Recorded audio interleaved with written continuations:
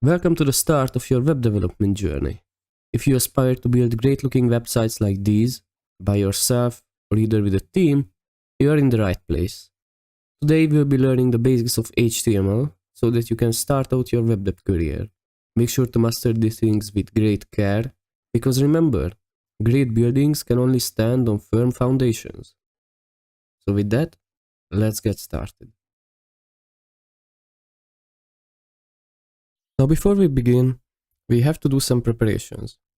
First of all, I want to state that this is a purely and strictly HTML video for absolute beginners.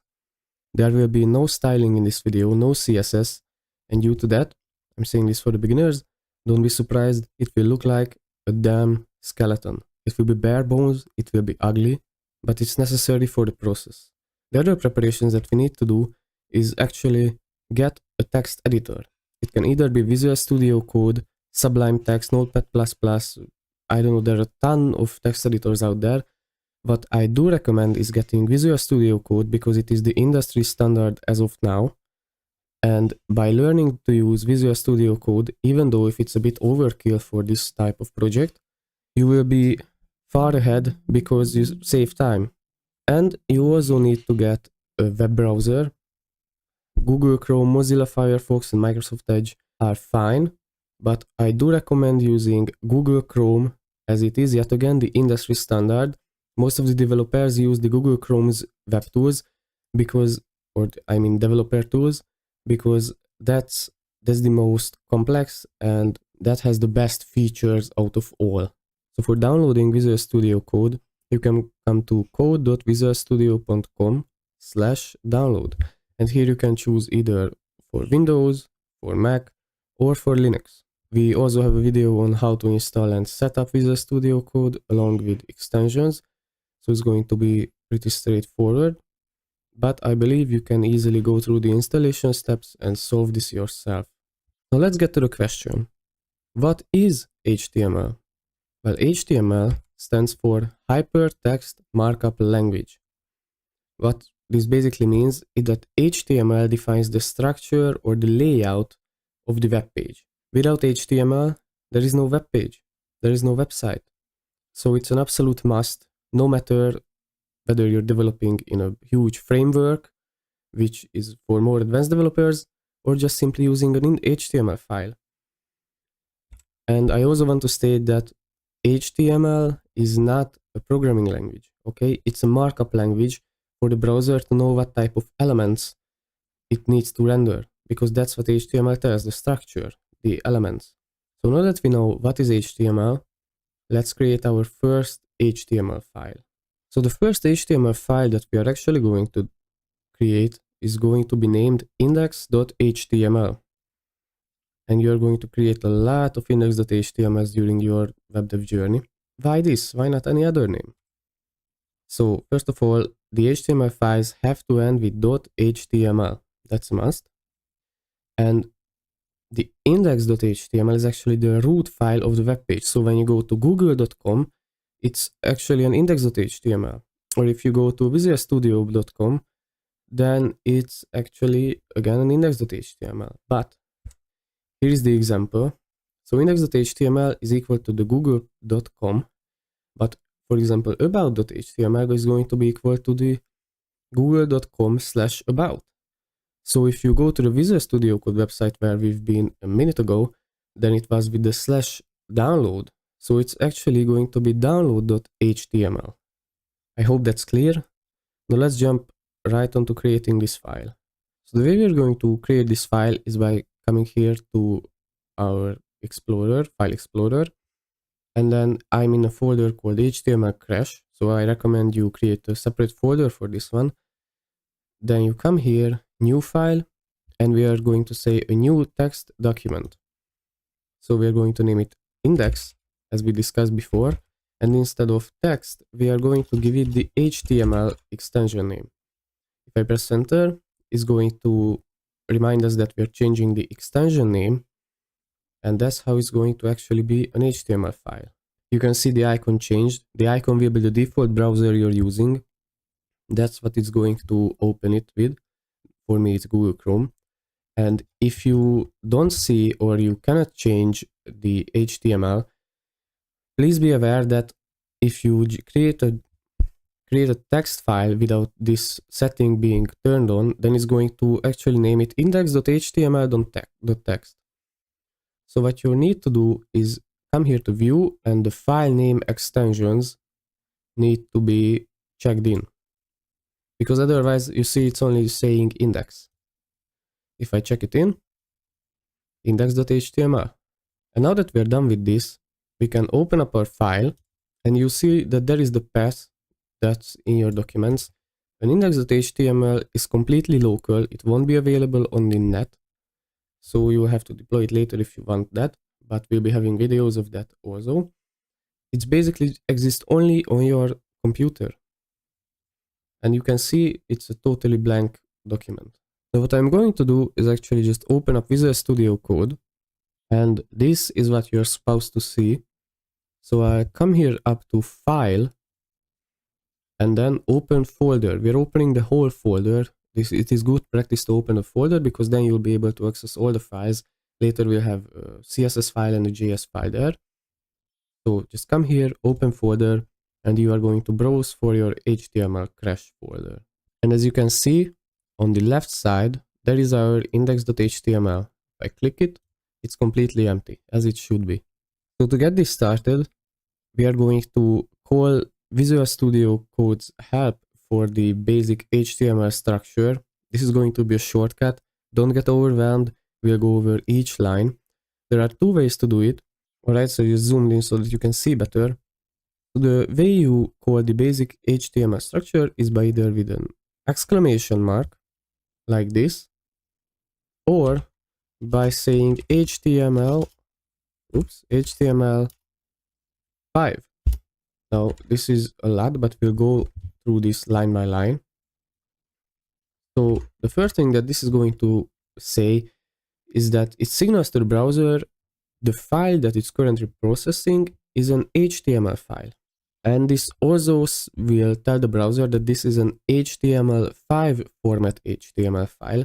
You don't have to worry about this. I'm just mentioning that there are other types like XML, but since HTML5 is the industry standard and you see only this most of the times, we are going to work with this. So as a conclusion, it tells the browser that it's going to work with an HTML file. Then the HTML tag, this will signal the start of our HTML, and you can see it has a language setting. This will tell the browser that the page is going to be an English site. Then comes the head and body. What you have to know about the head and body is that the head is going to contain extra information about the website that will have the so-called crawlers in the browser. These crawlers are Google crawlers, is what going to help your website pop up in the search bar when you're searching for a website. It's just going to analyze your website, but you don't have to worry too much about this in the beginning. And then there's the body, which is simply going to render whatever we write in it. This is where our HTML elements will be. It also generated us 3 more lines. A meta tag, which is an additional information, is going to set the character set to UTF-8. It's just the most used character set in most of the text formats. Then there is this line, which all it's going to say is that it says the viewport scale to 1. You could even omit this and no worries would be there. And then there is the title, which is right now document, but we are actually going to change this to HTML crash. Now I'll drag this to the side, and we've opened our index.html a minute ago. If you didn't close it, then this is how it should look like. We changed, well, first of all, I saved the file. You can do the saving by coming to File and Save All, or by pressing Ctrl+S. So Ctrl+S as for save. I saved it, but the changes are not being applied. Now you might ask, what should change? But if I refresh now, because that's how our HTML files will get processed, you can see that I changed the title to HTML crash. And up there, it's also HTML crash now. So this is what the title is for, setting that little text up there. Now let's finally start something. Let's say I want some text to my website. Then I just simply say, this is the start of my web dev journey. Yet again, I save the file. No changes are being applied, but if I refresh it, you can see it says this is the start of my web dev journey. So whatever you write inside the body will get rendered as text right there. So jumping back to our slides a bit, we are going to talk about HTML tags. What are HTML tags? HTML tags are basically the building blocks that we are going to use to structure our website. And there are two types of tags, I'd say. There is the basic tag. The format is going to be relatively simple. You can see the angled brackets, then inside that the tag, then another angled brackets, but this one with a forward slash at the start, then again the tag. There are two examples, for example, a paragraph with the type content or a div with the type content. These are the basic tags, but don't worry, it will all make sense. We'll go over all of these in great detail. Then there are the self-closing tags, which do not really require a pair because you cannot put anything between them. You can see there is the structure, simply angled brackets, but then the forward slash is going to be at the end of the tag. There is, for example, the break tag, which is going to simply say a line break, or there is the image tag. You could also omit the forward slash from there if you prefer, because HTML5 also accepts that format. Now I'm going to start structuring our code as well with a few comments. The way you're going to write comments in Visual Studio Code or in HTML is by saying an angled bracket, exclamation mark, and then dash dash, and it's going to finish it for you with the end tag. And inside this, I'm just going to make a title for each tag. Just like this. If I refresh now, it won't get rendered because this is a command. This is for the developers so that they understand each other's code. And we are going to start off by having a look at the typography. Let's have a look first at the h1 tag. The h1 as h is going to stand for the header. So I say header 1. I refresh and that appeared. This is a bold, big text header.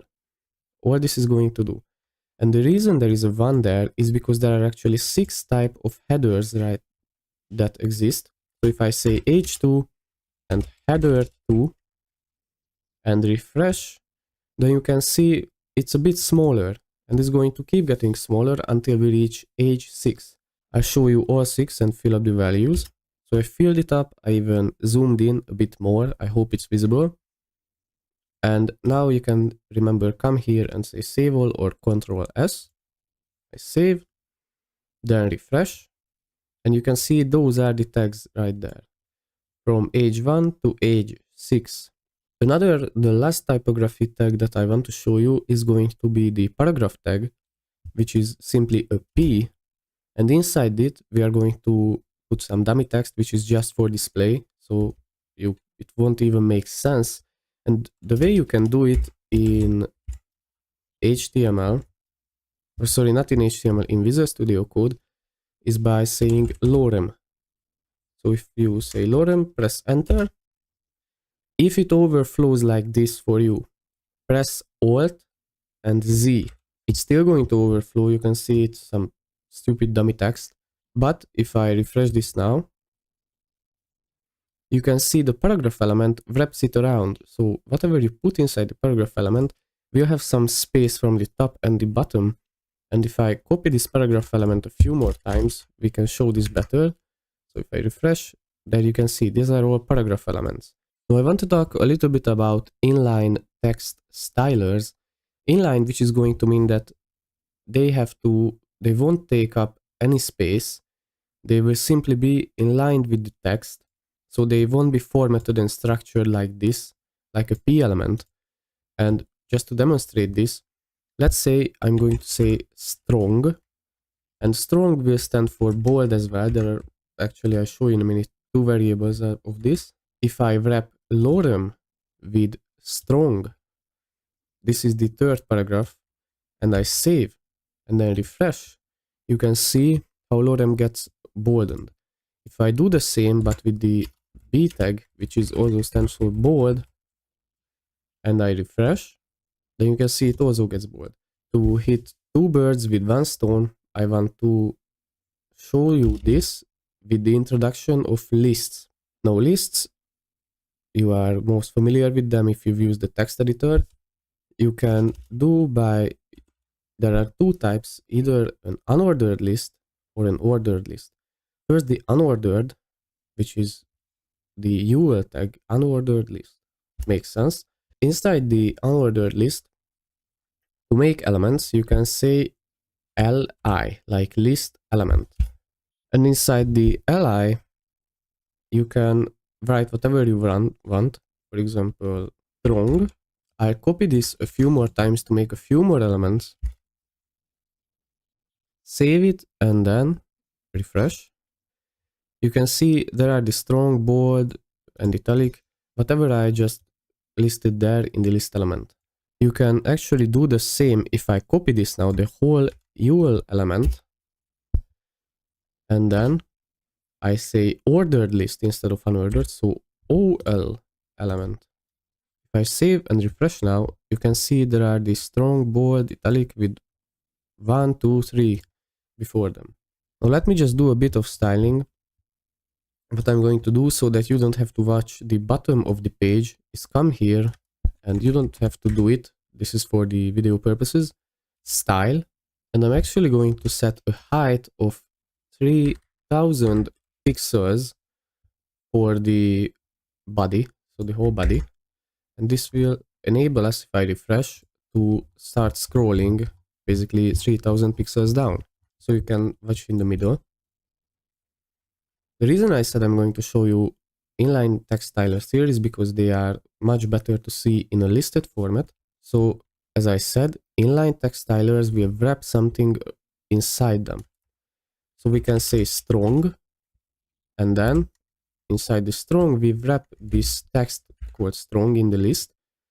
I'll actually break this up so that you can see better. If I refresh now, it again becomes bold. I do the same for the bold. Refresh, there it is.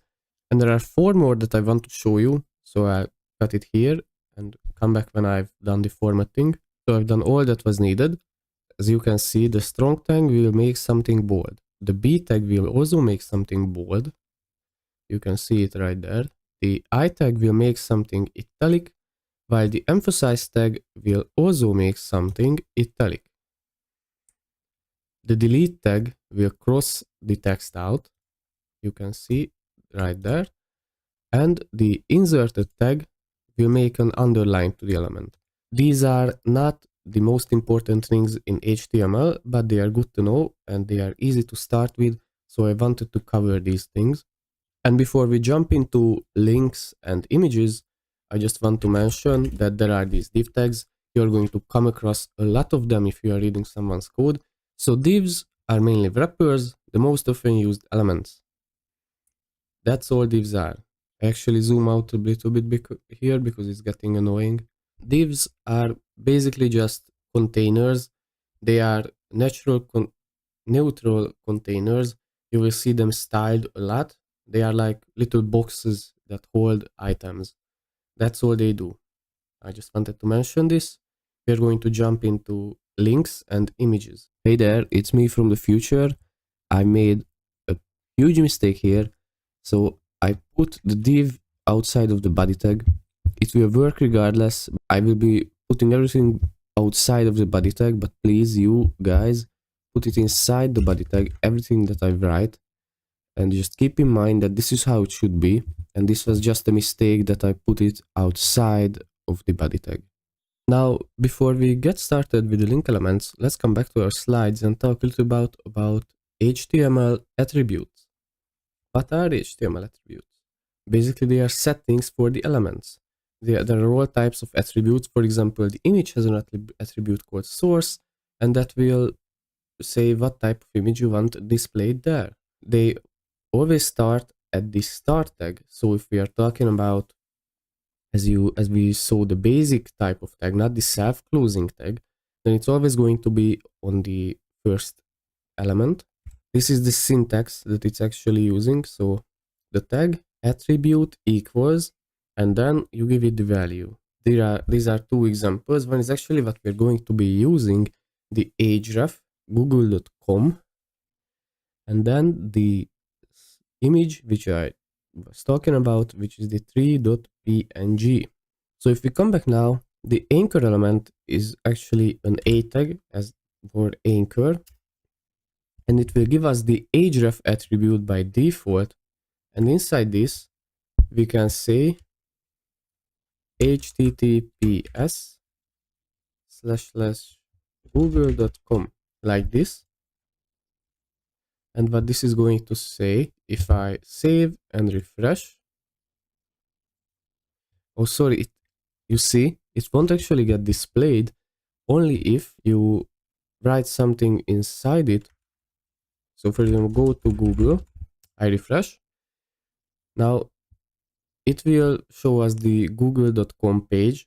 You could say any other link in here, but you see it redirected us and our page is gone. And that's not really what you want to do. For example, you have a portfolio, want to redirect, but then you don't want them to leave your portfolio. I'm actually going to copy this and go to Google on a new page. And here, what's going to let us go to a new page when we click it is by saying target and blank. So this will open in a new blank page. If I save and refresh, there you can see go to Google on a new page. It opened it really in a new page. It's all that simple. These are the link elements. So we can start moving on to our image element. And I'm going to put a line break here. This is the break, so that it's separated from the links. I mean, the images are separated from the links. The image tag is what we are going to have a look at. Press Enter. Visual Studio is always going to help me out, and it's going to throw us two attributes, the source attribute and the alt attribute. If you hover over these, there is a bunch of information that you can see right there, but I'll explain. So the source attribute is the image that is going to be displayed. The alt attribute is what's going to be displayed as text if the image cannot be found or cannot be loaded. And there is a third attribute that I want to show you, which is the title. The title will get shown if you hover over the image. So if I come to Google and type sample images, I want this bird, for example. I come here and not copy the image, copy the image address, paste it in. It's a long address. Then refresh. And you can see it's a huge picture, huge bird. And actually, for styling purposes, for it not to be this huge, there are two more attributes that you can use, which is the width attribute. You can also set this in CSS, which is far better practice. But since we are only using HTML, I'm going to be doing this. 300, for example. Width 300 will say it's going to be 300 pixels wide, and height 300 will also say the same. So it's going to be calculated in pixels. If I save and refresh, it's way smaller. Now as for the alt tag, let's also set something. So bird, and the title, let's say bird title. If I refresh now, if I hover over it, it says bird title right there. If I copy this whole element, paste it right in, but this time I do some stupid things. For example, it cannot find the image because I messed up the whole source code or the source attribute. Then you can see the bird alt is what's getting shown right there. I want to show you two more ways to make some images, and for that we are going to download an image. So I come to images. I really like this Cola, so I'm going to say save image as, and I'm actually going to save it inside the folder, the HTML crash folder. It saved it. If you come back to the Explorer tab in the top left corner in Visual Studio Code, you can see the cola appeared right here. There it is. And if I come back, I want to copy this image yet again. We won't be changing, or actually we won't be having the alt and the title because they can be emitted. And as for the source, if you press in Visual Studio Code Ctrl plus space, then it will say what type of image you want. Because it is downloaded and it is in our folder, it will suggest that you can use the cola.jpg. And then you don't need the link, you can actually have it downloaded in your folder. If I save now and refresh, you can see there's the cola. I will change it to a different width and height. There we go. And I will put a break tag here so that it's under the bird. I refresh, it gets under the bird. And another thing that I want to show you is that if we come to our file explorer and we say copy the image, then create a new folder. This is by right click, create a new folder. The folder is going to be called images. You can call it whatever you like. And then I paste it here, the cola. Then you can keep a structured folder in here and say image. The source is going to be images/cola.jpg. I'm going to copy over the width and height values, refresh, and you can see it gets displayed the same way. It's just the path that changed. Let's move on to buttons. There are actually some embedded buttons in HTML. So if I say button and write simple button, it's going to look ugly. But if I refresh now, there's going to be a button right there which you can click, and later we can assign click events and handle the functionality when it is clicked. But for now, this is just an HTML element that you can know of.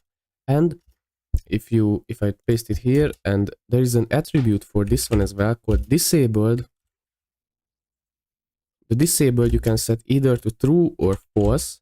If I say disabled true and change the text over here, refresh, then you can see it cannot be clicked. This will be important, for example, when submitting forms, so that the user won't keep clicking the button when it's already under the process, because then they will send more requests and all that. So it's just a styling option that you can know of, and it's often coming in handy. Then the next element that is also often used is the table. The table has a certain structure which you have to keep. There are rules to this. So there's the table, which is going to hold the whole table together. It's basically a wrapper. Then inside the table, you have on the same level two elements. One is going to be the t head, and one is also going to be the t body. So the t head is going to be the header I will show you in a minute, and the body is all the other data that you put inside it. There is yet another level, because inside the t head, to actually put some data, you need th tag. So as for table header, and let's say header 1, and I'm going to copy this over 3 more times, 2 and 3, and I refresh. You can see there is our header 1, header 2, header 3. Inside the body, you use the td tag, which stands for table data, which is going to be, for example, data 1, and I'm going to copy this over like this. And actually I just cut this because I forgot. Inside both of these you need a table row. so this is a multi-layered HTML tag, table row, and inside the row you put the table data. And here on the head as well, a table row, and inside the table row there is the data. You can have multiple rows. If I refresh, you will see. So you have multiple rows, as well as you can have multiple data with multiple rows. There you have it. And let's say that there is the data in the first one, but I want that data to take up 2 more spaces. So data call span is what I'm going to call it, because as for the table data, there is an attribute called call span, and you can set it to 2, so it will take up 2 spaces instead of 1. There you can see this hole is taken up, and there is the gap because I didn't fill it with text. You can, I believe, do the same with the table header. Yes, there is the call span attribute. If I delete the table header too, or maybe just leave it here. Let's try it like this. You can see it takes up all 2 of the header spaces. There is the third place where header 2 is, and there's the header 3, which is basically overflowing because it's at the 4th column place. So I hope this is somewhat understandable. There's the table. It has 2 sections, a head and a body, just like our HTML. Inside the head and the body you need rows, and the table header and the table data will serve as columns. All there is to it. You can style it in CSS later and make it look pretty, because this is just text right here. Now let's move on to forms. One of the most important elements in HTML. It will gain more relevance once we start using JavaScript to make it functional, because that's how people usually subscribe to email list or give data or send email messages, all that stuff. So this is done by the form tag, which is again a wrapper just like the table. It gives us an action attribute by default where a PHP file can be added, but we don't need a PHP file right now. So you can just safely ignore this and delete it. Then inside the form, you can put, for example, input elements. This input element particularly is going to be of type text. And let's give it a name, because it's good practice to give a name as an identifier to each input element, which is going to be full name, for example. If I refresh, you can see there is an input field right there, and since it's type of text, I can enter whatever I want in it. Let's also give it a label. A label, the 4 is going to be for the full name, and enter your full name. If I refresh now, there is the enter your full name. I want these to be aligned nicely, so I'm going to put a line break before the form, and I'm going to put a line break between these. If I refresh, then there is a space in between the form and they are under each other. So with these input elements, you can actually collect a lot of data, and there are a bunch of other types. We're going to have a look at the most commonly used ones. So for example, a label for the age input element, which is not yet created, a line break, and then yet again an input, but this time you can see there are a bunch of input types. It's going to be of type number. If you're wondering how I did that, just Control and space, and it's going to bring up the list that can go in there. So it's going to be of type number. And if I save now and refresh, there is a line break that's missing somewhere. Right here, line break there. You can see there are these arrows which can let you go in minus or plus, or you can also type in it, but you cannot type text in it except for example, an E, because it actually has a value in mathematics. And there are some settings for the input elements as well. For example, you can set a min value. So 18 will be the minimum value for the age, and the maximum value will be 70. So if I want to type in 9, oh, I have to refresh, but if I try to go lower or press these buttons, it won't let me, and I can go up all the way. You can actually, for example, type in 9, but when you try to submit the form, it will warn you that the minimum value is 18, so it won't let you. And speaking of values, there is an attribute called value, and if you set that value, you can set it to 20, for example. This will be the default value whenever you visit the page. You can set min length and max length for the full name as well, for example 3 characters, but again you can type in it, and even type one character in it, it will only show whenever you submit the form. Let's look at another input, and I'm going to copy this. The label for this is going to be date, and it's going to be of type date, the input element I mean. We will get rid of these values because there is no value of that type in the date element. And if I refresh, you can see I can choose, there's a whole calendar appearing, and I can choose a date. We usually do put a button in this form with the type submit, and whenever you click this button, it will actually get submitted. So let's try this.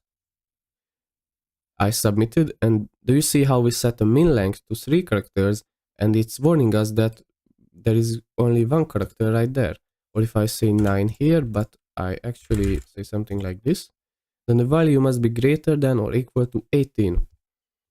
So it's warning us, it won't let me submit. And the last input element that I want to show you is a select tag. This time I'm sick of names and IDs and all that, so we won't be giving it. And inside the select tag, you can put options there. The value will be important when we get to JavaScript, not until then. But you can select, let's say, colors, because those are easy.